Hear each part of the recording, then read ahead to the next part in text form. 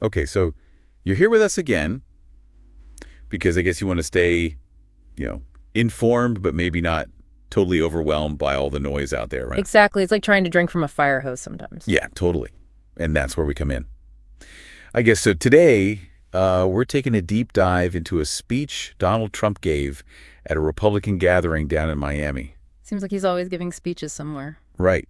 And to really unpack this one, we're going to be focusing on this breakdown we found from the Ring of Fire over on YouTube. Yeah, they always have a pretty strong take on things. They do. They're definitely not shy, but that's what makes it interesting to kind of analyze, Right, it's like a different perspective. Absolutely. So our main goal today is to sort of break down what Trump was actually saying, especially about like a potential next race and all this money he claims to have raised and what the Ring of Fire is saying about all that. I'm intrigued. Right. So Trump is at this event, right? Mm-hmm. And he starts talking about, having raised a lot of money for the next race. Mm-hmm. But then he throws in this like really weird comment. Mm-hmm. Like what?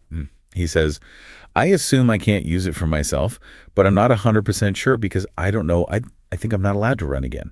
I'm not sure. Am I allowed to run again, Mike? Wait, he just like asked that out loud? Oh, yeah. And that last part, am I allowed to run again, Mike? He was talking directly to Mike Johnson, the Speaker of the House. Interesting. And what was the reaction to that? Well, according to this video, the crowd just started laughing. So on the surface, it just seems like a joke, right?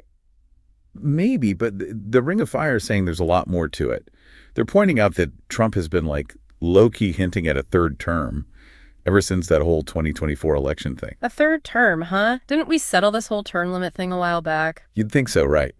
But the video even mentions this Representative Andy Ogles from Tennessee, who's apparently been talking about like amending the Constitution to let a president serve a third term. Seriously. I mean, wow, some people just never give up. Yeah, it's wild, right? But here's the thing. The Ring of Fire, they are so sure that a third term is just not going to happen. Like absolutely convinced. Oh, they say it's never going to happen. It will not happen. They even call all this third term talk just trolling. Like he's just doing it to get a rise out of people. That's a pretty bold statement. It is. And it makes you wonder why they're so adamant about shutting that whole idea down, right? Definitely. So if it's not about a third term, then what are they saying all this fundraising is really about? Okay, so this is where it gets interesting. The Ring of Fire's take is that this whole raised a lot of money comment is actually directed at the Republicans in the House. What do you mean? Like they think it's a threat almost. A threat? How so? Well, Trump can't use the money for himself, apparently, but he can use it to support other candidates, right? Ah, I see where you're going with this. So the Ring of Fire is saying he's basically telling these House Republicans, if you don't vote the way I want you to 100% of the time, I'm going to use this money to back someone else in your next primary. Wow, that's a pretty heavy-handed way to keep people in line. Right. And they're surprised that the mainstream media is like completely missing this angle. They're all hung up on the third term thing and not paying attention to what they see as the real story. It's like they're focused on the shiny object instead of the actual power play. Exactly. And the Ring of Fire is worried about what this means for, the Republican Party and their ability to do anything without Trump's approval. I mean, if he's controlling the post strings, then yeah, that's a huge problem. Right. It's not about him running again. It's about him controlling things from behind the scenes. Makes you think about all this talk about campaign finance reform, right? Yeah, it's not just some abstract issue. It can have real consequences on how our government functions. Totally. And it's not like this is the first time we've seen something like this. Oh, definitely. Money talks in politics. Loudly, and it can drown out a lot of other voices. So we've got this idea that Trump might be using his fundraising as leverage over the House Republicans. And the Ring of Fire is basically saying that's the real story here. Right, but on top of that, they also can't get over Trump's whole "am I allowed to run again" thing. Yeah, I mean, that was pretty bizarre. Right, and the Ring of Fire, they basically say it just shows he doesn't understand the Constitution, like, at all. Ouch, that's harsh. They compare it to, like, George W. Bush and say it should be crystal clear to anyone who's ever even glanced at the 22nd Amendment.